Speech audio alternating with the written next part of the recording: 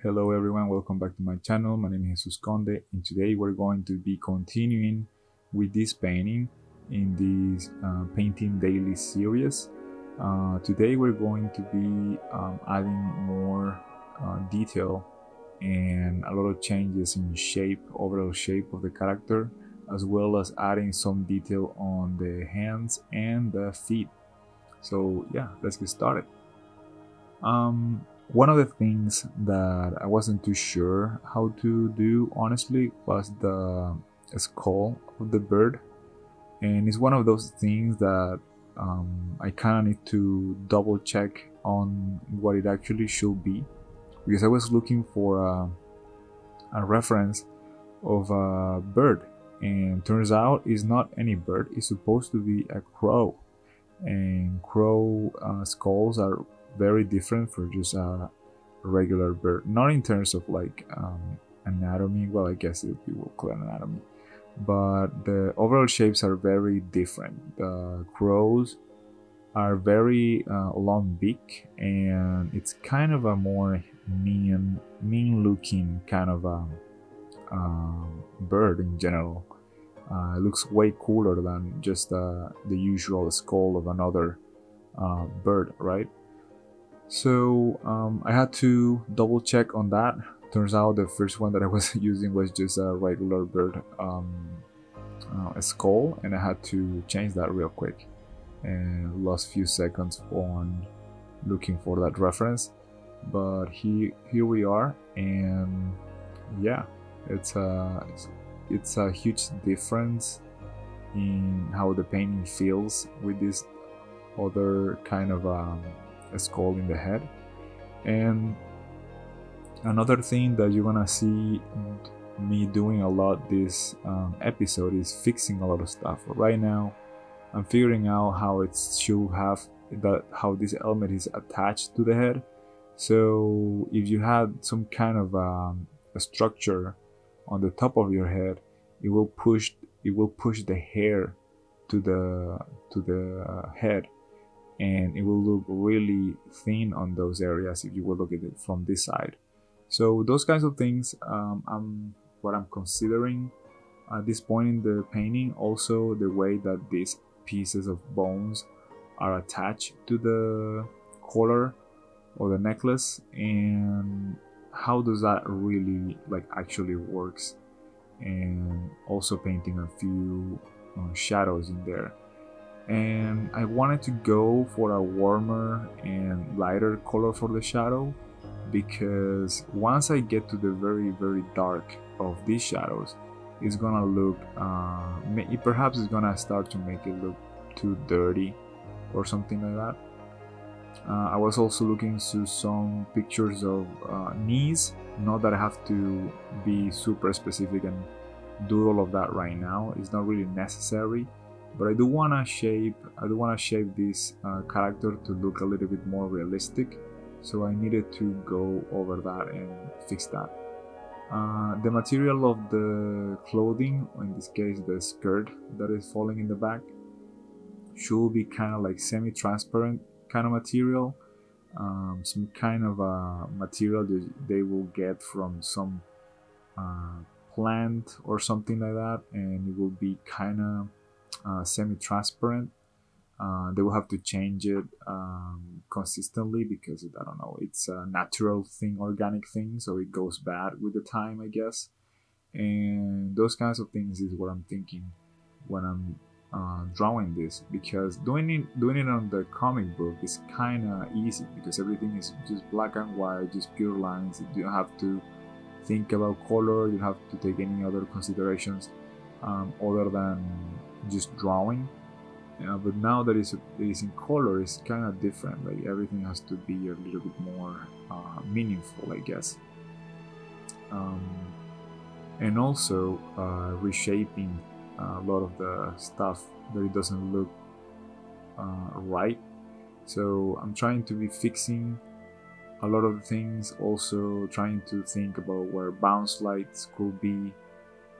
For the feet and hands, I took a picture of my own feet against a mirror. so I could like take a picture from like farther away using the zoom, and it was kind of a good enough reference for me to start shaping this feet on a more of a realistic kind of shape, because it was looking way too cartoony before. Not that it's super realistic now, but you know what I mean. Like it needs to look better in general. The shape of the hand was a bit complicated. I don't know why I did that pose with the hand, but I did like it, and it's not gonna look like super good right now. But it's a good step in a good direction, I think, and it's gonna look great at the end. Just that at this point I'm like working on the entire composition at the same time, and it's not looking like great. Some things still look really rough or really bad, and having to be constantly fixing things. And I remember I went to a workshop of Dave Raposa once, and he have said this also on live streams, that he wanted to have his steps like done in having like a final product with every step.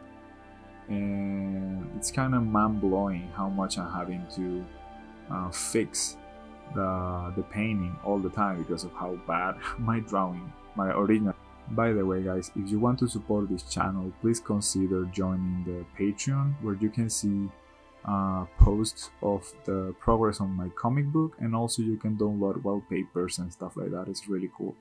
Thank you very much. Now back to the video.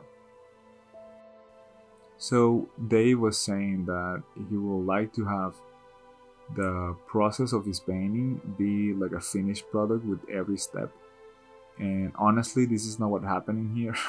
I'm painting and modifying and painting and modifying the thing the whole time, and I don't think I'm ready for that process. Like, he's really good, so I will have to, I don't know how many years it will take me to get to his level, I guess, but that's another way to look at it.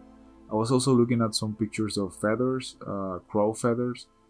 They're very stiff looking, so I wanted to try some of that, and also some of that specular purpley color on the feathers. Like, it's really nice looking, gives a good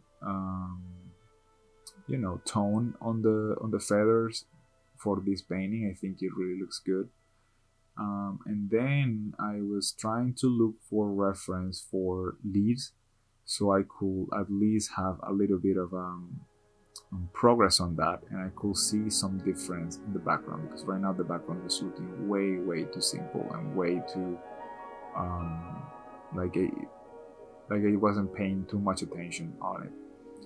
I was surprised of how much reflectivity and specularity are in these leaves, so I added some of the color of the background to make that effect of reflectivity on them.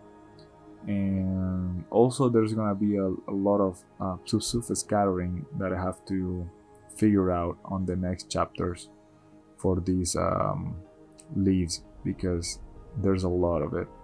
They're really semi-transparent and the light goes through them, and even though this is kind of like a cloudy scene in terms of like colors, I think it's necessary to achieve that level of like realism in terms of like the colors.